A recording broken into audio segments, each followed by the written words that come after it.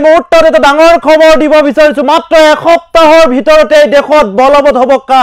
এই সন্দৰ্ভত এতিয়া কেন্দ্ৰীয় গৃহমন্ত্ৰী অমিত শ্বাহৰ পাছতে অন্যজন কেন্দ্ৰীয় গৃহ মন্ত্ৰীয়ে ডাঙৰ ঘোষণা কৰিছে যে অতি শীঘ্ৰে মাত্ৰ এটা সপ্তাহৰ ভিতৰতে দেশত কা বলবৎ হ'ব। এই সন্দৰ্ভত দেখাব পোৱা গৈছিল বিগত সময়ছোৱাত যেনেধৰণে ৰাজ্যত একাংশ অৰাজনৈতিক সংগঠনৰ নেতা কৰ্মীয়ে যেনেধৰণে বিজেপিৰ যি নীতি আদৰ্শৰ তেওঁলোকে প্ৰতিবাদ সাব্যস্ত কৰিছিল বা দেশত কা বলবৎ হ'বলৈ নিদিয়াৰ হুংকাৰ প্ৰদান কৰিছিল, কিন্তু কালিৰ দিনটো দেখা পোৱা গ'ল একাংশ অৰাজনৈতিক সংগঠনৰ নেতাকৰ্মী বিশেষকৈ প্ৰাক্তন আসুৰ সভাপতি দীপাংকৰ কুমাৰ নাথে বিজেপিত শৰণাপন্ন হ'ল বা কংগ্ৰেছৰ বহু কেইগৰাকী নেতাকৰ্মীয়ে কালিৰ দিনটোত বিজেপিত শৰণাপন্ন হ'ল, যিটো সময়ত তেওঁলোকে বিজেপিৰ যি নীতি আদৰ্শ সেই নীতি আদৰ্শৰ বিৰুদ্ধে প্ৰতিবাদ সাব্যস্ত কৰিছিল, দেশত কা বলবৎ হ'বলৈ নিদিয়াৰ হুংকাৰ প্ৰদান কৰিছিল, ৰাজপথত প্ৰতিবাদ সাব্যস্ত হৈছিল, বহু কেইজন ছাত্ৰ নেতা তেওঁলোকে শ্বহীদ হৈছিল। কিন্তু তাৰ পাছতে অৱশেষত সেইসকল সুবিধাবাদী নেতা কৰ্মীয়ে কালিৰ দিনটোত বিজেপিৰ ওচৰত তেওঁলোকে শৰণাপন্ন হ'ল।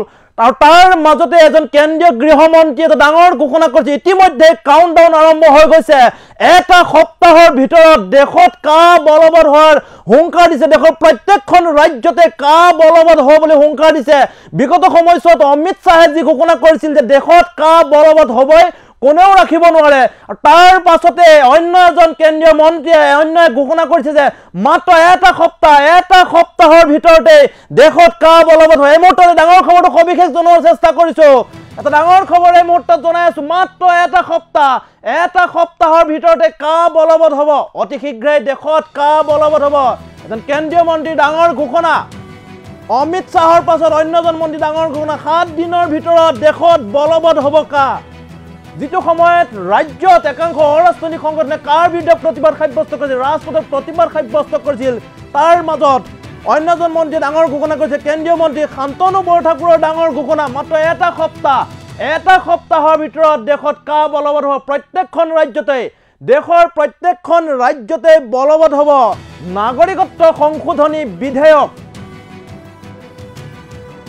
দেখা পোৱা গৈছে যে যিটো সময়ত একাংশ অৰাজনৈতিক সংগঠনে বা যিসমূহ দেশৰ বিজেপিৰ বা যিসমূহ দল আছে বা কংগ্ৰেছে যেনে বিজেপিৰ বিৰুদ্ধে প্ৰতিবাদ সাব্যস্ত বিজেপিৰ যি নীতি আদৰ্শ সেই নীতি আদৰ্শৰ বিৰুদ্ধে প্ৰতিবাদ সাব্যস্ত কৰি আহিছিল, কিন্তু কালিৰ দিনটোত যি দেখা পোৱা গ'ল যে অৰাজনৈতিক সংগঠনৰ প্ৰাক্তন নেতাকৰ্মীসকল তেওঁলোকে কালিৰ দিনটোত বিজেপিত শৰণাপন্ন হ'ল, বাধ্য হ'ল। অৱশেষত তেওঁলোকে বিজেপিৰ শৰণাপন্ন হ'ল। কালিৰ দিনটোত আসুৰ প্ৰাক্তন সভাপতি দীপাংকৰ কুমাৰ নাথে কালি বিজেপিৰ শৰণাপন্ন হ'ল।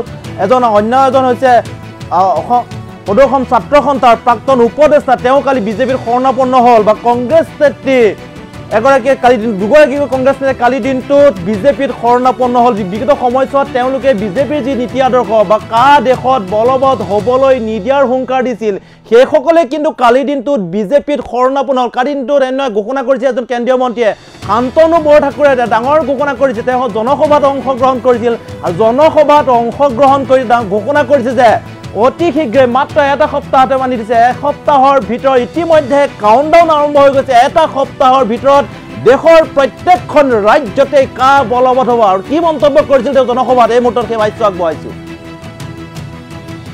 ভারতবর্ষে সিএ লাগু হবে এই গ্যারান্টি আমরা আজকে এই মঞ্চ থেকে দিয়ে গেলাম। আগামী 1 সপ্তাহের মধ্যে ভারতবর্ষ পশ্চিমবঙ্গ সহ ভারতবর্ষের প্রত্যেকটা স্টেটে সিএ লাগু হবে এবং সেটা আপনারা দেখবেন। আজকে সেই গ্যারান্টি এই মঞ্চ থেকে দিয়ে যাচ্ছি। সুকান্ত দা এসছেন মঞ্চে, আমি আমার বক্তব্য দীর্ঘায়িত করব না। বক্তব্য অনেক কিছু বলার ছিল, কিন্তু সময় অল্প আছে বলে আমি আমার বক্তব্য তাড়াতাড়ি শেষ করতে চাই।